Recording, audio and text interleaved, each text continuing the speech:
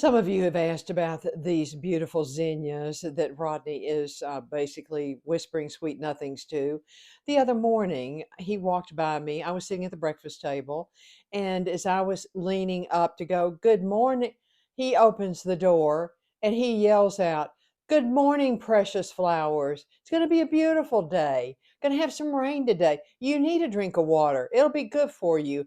Turns around, comes back in the house, walks past me, says, "What's for breakfast?" Okay. Let me share with you about these zinnias. I don't want you all to think if you have a zinnia that you might be able to eat it. There are different varieties of zinnias. You got to look up your variety of your zinnia and see if it's edible or not. That's the only way you'll be able to know if you can eat it. I don't want to be responsible for somebody keeling over from having eaten their zinnia after watching my podcast. Ours probably happened to be edible. That's why I'm going to crush them and make them into some type of a dessert or sachet.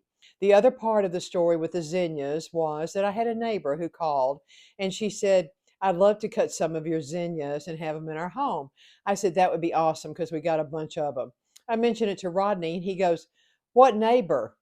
I told him. He goes, "All right, now where do they live? Is it just the two of—" I said, "Rodney, this is not like we are putting up a child for an adoption here. This is a flower and it's going to die. So why don't we let it die in her vase in her house? It's going to be okay." "All right, that's fine. But I don't want to be out there when she cuts them." I know this is kind of getting serious. Is there such a thing as self-analysis, perhaps? I might have to suggest that. Anyway, just a little update about the old zinnias. Hope to see you soon. Take care. Bye.